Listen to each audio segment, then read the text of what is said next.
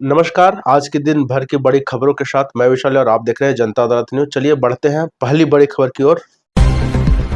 IAS Manish Ranjan के कार्यकाल में हुई थी 2 करोड़ 71 लाख की फर्जी निकासी। ईडी की रिपोर्ट में खुलासा। ईडी की जांच में आईएएस मनीष रंजन के कार्यकाल में पेयजल एवं स्वच्छता विभाग में 2 करोड़ 71 लाख रुपए की फर्जी निकासी का खुलासा हुआ है। रिपोर्ट में तत्कालीन कैशियर संतोष कुमार ने बताया कि कमीशन की राशि मंत्री सचिव व अभियंताओं में बांटी गई थी। इस मामले में ईडी ने 22 करोड़ 93 लाख रुपए की फर्जी निकासी पकड़ी है।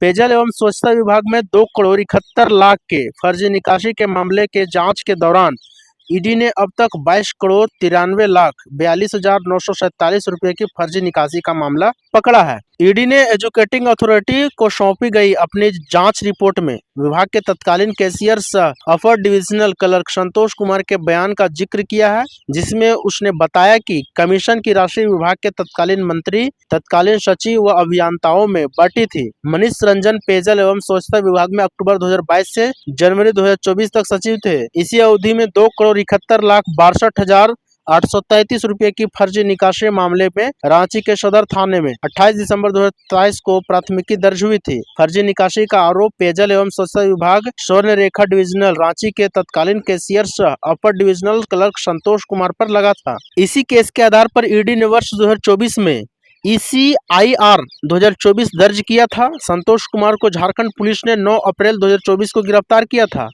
उक्त प्राथमिकी में यह स्पष्ट हुआ है कि संतोष कुमार व अन्य ने मिलकर लार्सन एंड टूब्रो लिमिटेड के नाम पर फर्जी भुगतान आईडी बनाकर 2 करोड़ 71 लाख 62,833 रुपए की फर्जी निकासी की थी।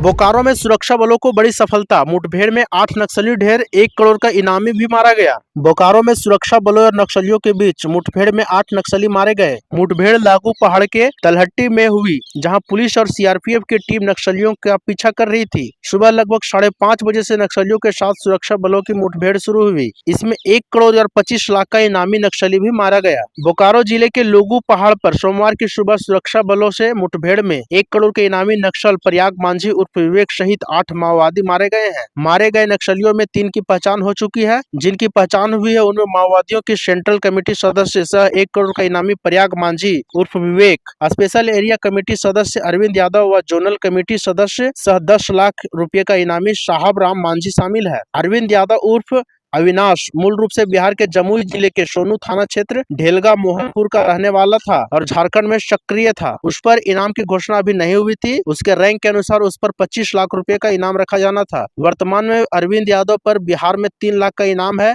शेष 5 नक्सलियों के शव का पहचान की कोशिश चल रही है। हथियार भी हुए हैं बरामद। सुरक्षा बलों का अभियान जारी है। अब तक सर्च अभियान में मारे गए नक्सलियों के पास से 4 इसांस राइफल, 1 SLR व 1 रिवॉल्वर की बरामदगी हुई है। प्रयाग मांझी का पूरा नाम प्रयाग मांझी उर्फ विवेक उर्फ फुचना उर्फ नागो मांझी उर्फ करण उर्फ लेतरा है। वह धनबाद के टुंडी थाना क्षेत्र ढूलू बूढ़ा का रहने वाला था। वह टेरर फंडिंग के मामले में NIA का भी वांटेड था। डीजीपी ने कहा कि अभियान में शामिल जवानों को 1 करोड़ रुपए बांटेंगे।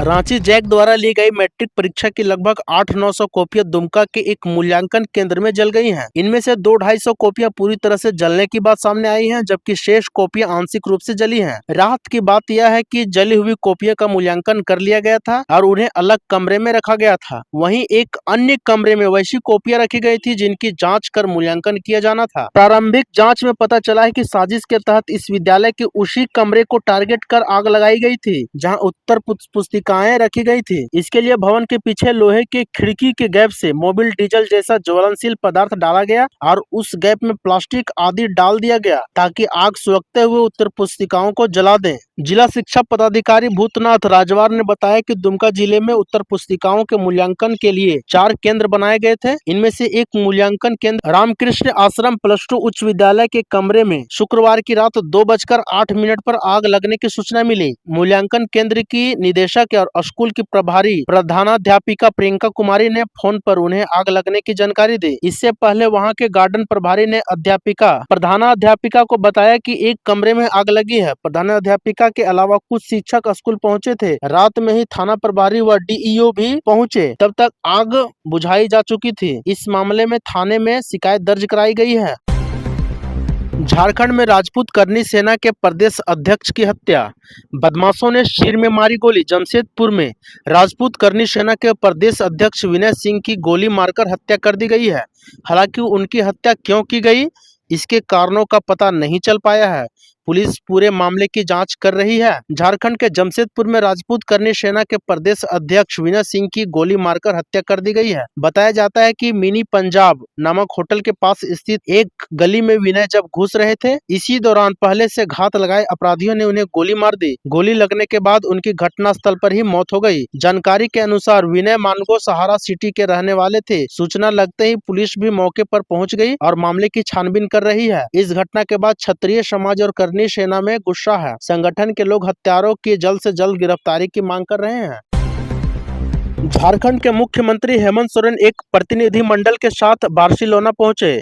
यहां उन्होंने पुराने खदानों के वैज्ञानिक और शैक्षिक इस्तेमाल के बारे में जाना। प्रतिनिधिमंडल आज यानी सोमवार 21 अप्रैल को मैड्रिड जाएगा। वहां स्पेन की प्रमुख कंपनियों प्रतिनिधियों से मुलाकात होगी। 22 अप्रैल को मैड्रिड में ही सीएम माइनिंग और स्टील सेक्टर की कंपनियों के प्रतिनिधियों के साथ बैठक करेंगे। झारखंड के मुख्यमंत्री हेमंत सोरेन के नेतृत्व में एक टीम विदेश के दौरे पर है। टीम अपने पहले पड़ाव पर बार्सिलोना पहुंची। यहाँ के गैवा म्यूजियम ऑफ माइंस को देखा। मुख्यमंत्री और उनके साथ गए प्रतिनिधिमंडल के सदस्यों ने कैटेलोनिया के सांस्कृतिक विभाग द्वारा संचालित गैवा म्यूजियम ऑफ माइंस में प्राचीन खनन तकनीक और नवपाषाण युग के अवशेषों के बारे में जाना। इस दौरान पुरानी खदानों को शिक्षा और विज्ञान के लिए फिर से उपयोग में लाने के बारे में भी टीम को जानकारी दी गई। मुख्यमंत्री हेमंत सोरेन ने रविवार को बार्सिलोना में प्रतिष्ठित सदगार फैमिलिया का दौरा किया। इस मौके पर एंटोना गोडी के दूरदर्शी वास्तुकला और सांस्कृतिक महत्व की जानकारी ली। सीएम के साथ उनकी पत्नी और विधायक कल्पना मुर्मू सोरेन, झारखंड सरकार के मुख्य सचिव अलका तिवारी, सीएम के अपर मुख्य सचिव अविनाश कुमार समेत अन्य अधिकारी मौजूद थे। मुख्यमंत्री के नेतृत्व वाला प्रतिनिधिमंडल सोमवार को 21 अप्रैल को मैड्रिड पहुंचेगा। वहां स्पेन की प्रमुख कंपनियों प्रतिनिधियों से मुलाकात होगी और 22 अप्रैल को मैड्रिड में ही सीएम माइनिंग और स्टील सेक्टर की कंपनियों के प्रतिनिधियों के साथ बैठक करेंगे। अपनी बार्सिलोना यात्रा के दौरान हेमंत सोरेन ने यूरोपीय देशों के लोगों को सोशल मीडिया साइट एक्स पर ईस्टर की बधाई दी।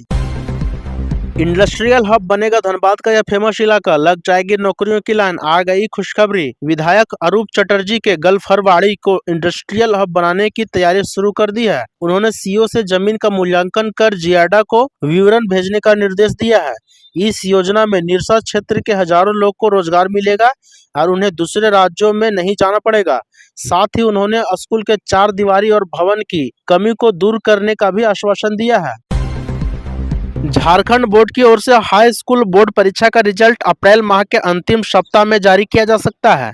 नतीजे प्रेस कॉन्फ्रेंस में जारी किए जाएंगे, जिसके बाद जैक की ऑफिशियल वेबसाइट पर रिजल्ट का लिंक एक्टिव हो जाएगा। इस लिंक पर क्लिक करने के बाद छात्र रोल नंबर दर्ज करके नतीजों के साथ मार्कशीट की प्रति डाउनलोड कर सकेंगे। झारखंड एकेडमिक काउंसिल जैक की ओर से पिछले वर्ष 19 अप्रैल को जैक 10th रिजल्ट जारी कर दिया गया था, लेकिन इस बार यह इंतजार बढ़ गया है। अभी तक बोर्ड की ओर से जैक 10th रिजल्ट 2025 को लेकर कोई भी जानकारी साझा नहीं की गई है, लेकिन मीडिया रिपोर्ट्स के मुताबिक अप्रैल माह के अंतिम सप्ताह में रिजल्ट जारी होने का अनुमान है। झील में डूबे बाबूगांव कोर्रा निवासी आले गौरव, घटनास्थल पर पहुंचे सदर विधायक प्रदीप प्रसाद। एनडीआरएफ टीम को बुलाया गया हजारीबाग। झील की सुरक्षा और सौंदर्यीकरण अब अनिवार्य है, इसे मैं विधानसभा में उठाऊंगा, प्रदीप प्रसाद। हजारीबाग जिला के अंतर्गत बाबूगांव कोर्रा निवासी आले गौरव, उम्र लगभग 35 वर्ष की, सोमवार तड़के एक दर्दनाक हादसे में मौत हो गई। प्रातः लगभग 3 बजे वह झील के किनारे पहुंचे और वहां रखी नाव के माध्यम से झील में तैरने का प्रयास किया। प्रारंभ में सब कुछ सामान्य प्रतीत हुआ, किंतु लगभग 4 से 5 घंटे के भीतर नाव पानी में डूब गई और आले गौरव झील की गहराई में समा गए। इस हृदय विदारक घटना की जानकारी जैसे ही उनके परिजनों, मित्रों और स्थानीय निवासियों को मिली, लोग तत्कालीन झील पर पहुंच गए और उन्हें बचाने का हर संभव प्रयास किया गया। अगर इसी तरह का डेली अपडेट आप लोग चाहते हैं तो चैनल को सब्सक्राइब जरूर कर लीजिएगा और साथ ही साथ बेल आइकन भी दबा दीजिएगा, क्योंकि नोटिफिकेशन तभी आएगा आपके पास जब आप बेल आइकन दबाते हैं।